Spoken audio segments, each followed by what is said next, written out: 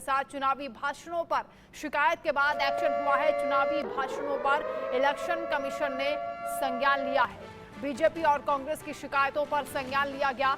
MCC उल्लंघन की शिकायत पर संज्ञान लिया गया। आदर्श आचार संहिता के उल्लंघन की बात और बीजेपी कांग्रेस अध्यक्षों से जवाब मांगा गया है। 29 अप्रैल सुबह 11 बजे तक जवाब दाखिल करना होगा। इलेक्शन कमीशन को लगातार शिकायतें पहुंच रही थी। चुनावी भाषणों पर शिकायत के बाद एक्शन हुआ है। 29 अप्रैल सुबह 11 बजे तक जवाब मांगा गया है। एमसीसी उल्लंघन की शिकायत पर संज्ञान लिया है चुनाव आयोग ने। इलेक्शन कमीशन ने जेपी नड्डा से जवाब मांगा है। मल्लिकार्जुन खड़गे से भी जवाब तलब किया गया है। चुनावी भाषणों पर शिकायत के बाद एक्शन हुआ है।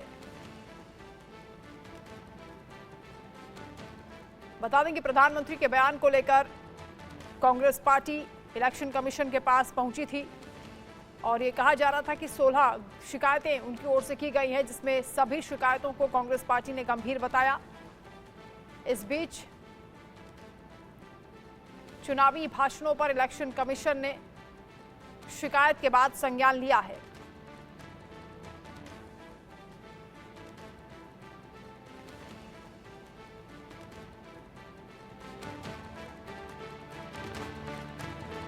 बड़ी खबर लगातार आपको बता रहे हैं। चुनावी मंचों पर एक दूसरे पर लगातार हमलावर पार्टियां नजर आ रही हैं। नेताओं की ओर से दिए जा रहे बयान को लेकर शिकायत भी दर्ज कराई जा रही है। लेकिन बड़ी जानकारी इस वक्त मिल रही है। पीएम मोदी और राहुल गांधी के चुनावी भाषणों के मामले पर इलेक्शन कमीशन ने कांग्रेस और बीजेपी को नोटिस भेज दिया है। जवाब मांगा गया है।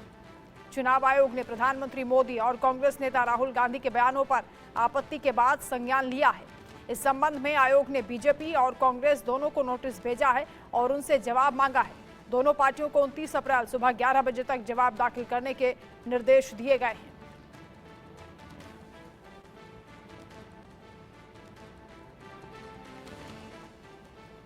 आशीष सिन्हा लीगल एडिटर इस वक्त हमारे साथ लाइव जुड़ रहे हैं। आशीष, क्योंकि बीजेपी कांग्रेस अध्यक्षों से जवाब तलब किया गया है, शिकायतें की गई थी, संज्ञान लिया है, क्या कहा इलेक्शन कमीशन ने? देखिए, दरअसल अलग अलग शिकायतें थी। कांग्रेस की अलग शिकायत थी, बीजेपी की अलग शिकायत थी। कांग्रेस की शिकायत प्रधानमंत्री नरेंद्र मोदी को लेकर थी कि उन्होंने चुनाव आचार संहिता का उल्लंघन किया है। बीजेपी की शिकायत राहुल गांधी को लेकर थी, जिसमें उन्होंने कहा है कि इन्होंने चुनाव आचार संहिता का उल्लंघन किया है। इलेक्शन कमीशन की तरफ से जो आज रिलीज जारी किया गया है, उसमें इलेक्शन कमीशन ने दोनों ही पार्टी के अध्यक्ष जो हैं उनसे जवाब मांगा है। उन्होंने कहा है कि हर केस के हिसाब से आपको जवाब देना होगा। क्योंकि ये दोनों ही जो नेता हैं, प्रधानमंत्री नरेंद्र मोदी और राहुल गांधी, ये स्टार कैंपेनर हैं पार्टी के, इसलिए पार्टी अध्यक्ष होने के नाते ये आपकी जिम्मेदारी है। यानी बीजेपी के लिए जेपी नड्डा और कांग्रेस के लिए मल्लिकार्जुन खड़गे, इनकी जिम्मेदारी है कि वो हर जितनी भी शिकायतें आई हैं उस पर जवाब दें। 29 अप्रैल सुबह 11 बजे का समय है। अब देखना ये होगा कि अध्यक्ष की तरफ से क्या कुछ जवाब दिया जाता है। आशीष, क्योंकि बयान लगातार अभी भी जारी हैं और कांग्रेस ने कहा था कि 16 शिकायतें उनकी ओर से की गई हैं। 16 की 16 शिकायतें बहुत गंभीर हैं। इस पर जवाब कब तक देना होगा और क्या रिएक्शन पार्टियों की ओर से आ रहा है इस पर?